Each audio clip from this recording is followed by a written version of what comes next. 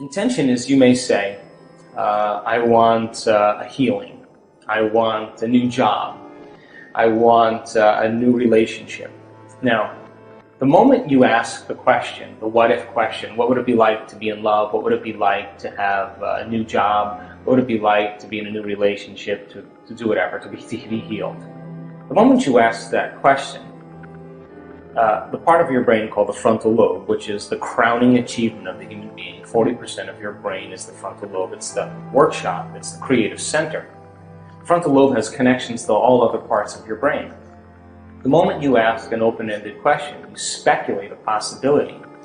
The creative center turns on and it looks out over the landscape of the entire brain and begins to call up different networks of neurons that are stored in your brain based on something you've learned intellectually, knowledge, or something you've experienced in your life. Like, well, I know what it is to be in love, or I know what it is to have a good job, or I read a book about it. And it begins to call up these different networks of neurons, and then it seamlessly pieces them together to create a new idea, a new vision. And when you put all those networks together and they fire in tandem, you'll get a clear picture in your mind. And that clear picture is called intention. Now, the more you have conditions, or the more you have specifics about that job, like, for example, I want to make this amount of money more a year, I want to have health benefits, I want to have 3 weeks vacation, I want to travel, I want to work with great and unlimited creative people. That all is the elements that help to add to that vision. Now, the picture you get in your mind could be the word job, or it could be just an image that's personal to you. But the image then represents all of those conditions. So you can have several conditions that make up your intention. But the intention typically is a symbol. Like, you may see a retreat center that you may want to start and you have a picture of it. But once you see that picture, the next thing that happens, you start to live that dream. The moment you start to take that dream and it turns into a living motion picture, now you're in that imaginary place. And what happens is, the moment it starts taking on form and it starts taking on time, you start to experience it and all the things you're going to do, you're actually living in that future, and your brain does not know the difference between the actual event that takes place in your life and what you're imagining in your mind. We call it mental rehearsal in my work, but you're literally rewiring yourself to the future. Now your brain is no longer a record of the past. It's now, in fact, a map to the future. Now, most people stop at this level, but there's another level. Because once you have that intention, and I watched you do this, what makes the intention have life is when you combine it with that emotion. Why? Because your body is your unconscious mind. It doesn't know the difference between an experience in your life that creates an emotion and an emotion that you're fabricating by thought alone. So your body now, as the unconscious mind, is living in that future in the present moment, and you're beginning to epigenetically change your cells in preparation for that event. So then, here's the condition, the caveat. That means then you can't wait for your healing to feel wholeness. You have to feel wholeness for your healing to occur. That means you can't wait for your new relationship to feel love. You have to feel love so your relationship finds you. It means you can't wait to have your new job to feel empowered. You have to be empowered by the thought of your new job. So we're switching the model around, because most people wait for something outside of them to change how they feel inside of them. And when they feel better inside of them, they get relief and they say, I like you, you helped me with that. That's cause and effect. That's the old model of reality. What we're talking about here in the quantum model is cause and effect, which means then you are going to have to change how you think and how you feel before the experience occurs in order for the event to find you. If your personality creates your personal reality, and your personality is made of how you think, how you act, and how you feel, the present personality who's listening to this show has created the present personal reality called their life. So if they wanted to create a new personal reality, a new life, they would have to start thinking about what they were thinking about and change it. Starting to become conscious of their unconscious habits and behaviors and modify them. Now here's the key. They have to look at the emotions that they've memorized that keep them anchored to the past and decide if those emotions belong in their future. So most people try to create a new personal reality as the same personality. It doesn't work. In other words, a wealthy person doesn't feel lack. You can't bring lack into your future. You know, a sick person doesn't feel desperation. They feel wholeness.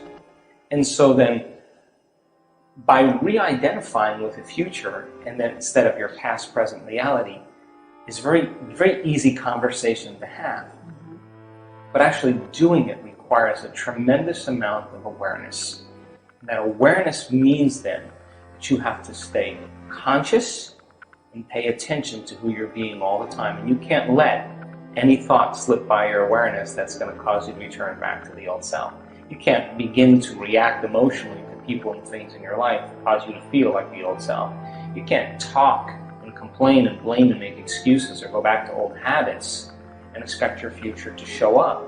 You have to maintain that state for a period of time so that your body catches up, because the body and brain live in the past. So it takes a certain amount of repetition, and a certain amount of consciousness, a certain amount of will to finally arrive there. And I'm happy to say that it's possible.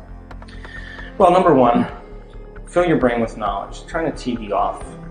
Sit down and read a book or watch a video that's going to inspire you. Knowledge is the precursor to experience. The more knowledge you have, the more prepared you are for the event. And when you start losing track of your vision, it's because more than likely you're emotional. Because the moment you feel emotional, you can't see the future because you're looking at your future through the lens of the past. Get up in the morning, get out of bed, and take time for your precious self. You and I are a work in progress.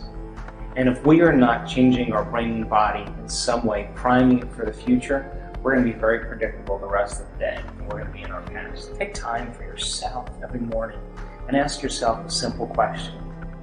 One day, one lifetime, what is the greatest expression of myself I can be today? How would a great person think? How would they act? How would they feel? Can I teach my body emotionally how that future person is going to feel now? And make the deal with yourself that you're not going to get up from your meditation until you feel differently. If you do, get up and maintain that modified state of mind and body your entire day, independent of any person, anything, or experience in your life, independent of any emotional addiction or habit in your body, and independent of time. And if you can, get ready, because something unusual is going to happen in your life. That's the law. And so when synchronicities and serendipities and coincidences begin to happen in your life, unexpected events like balloons showing up in windows to remind you that the divine is present, that's an indicator that you are literally now in a dance in this world between your free will consciousness and this consciousness that's controlling all of this. And when your consciousness every day merges with that consciousness, why not be bold enough to say to the Creator, hey, Creator, I took time out of my busy day to emulate you. I'm the son and daughter of God. I am emulating you as a Creator. But here's the deal. I need a sign from you to let me know that you're real. But don't bring it in a way that I can expect, because if it comes in a way that I expect, it's nothing new. Rock my world. When that starts happening to you on a regular basis, you're less prone to judge your coworker. You're less prone to get upset in traffic. And when the mystical starts downloading data into your brain and you start having really profound experiences, there's only one thing you want to do, and that is to give. You cannot not give in that place. And you can never return back to business as usual, ever again. And so, is it worth the effort? I think so. We now know that when you're analyzing your life within some emotion that's bothering you, you will make your brain worse every time, because it's those very emotions that drive your brain further into higher and more aroused states. And since the emotion is a record of the past, the person's basically thinking in the past. They can't resolve the problem from the past. When they get beyond that emotion, that's when they begin to see the answer that they've been looking for themselves. We know that. We also know that when people are living with their attention on things and objects and people, and they're living by the hormones of stress, and they're obsessing about time and obsessing about their bodies, that they have very little effects or changes in their brain. We also know that when a person gets to the place where there are no body, no one, no thing, no where, and no time, that's the moment they literally are pure consciousness. Now, consciousness is what changes the brain. The brain never changes the brain. The program never changes the program. The personality never changes the personality. The ego never changes the ego. Matter never changes matter. It's only when a person becomes pure consciousness that consciousness with that energy is the epiphenomenon of matter. And so when people reach this elegant state where they disconnect from their body, that's when they can heal their body. When they forget about their life, that's when they can change their life. When they get beyond all of their elements that they identify with, that's the moment where they can begin to change their life or create some new time.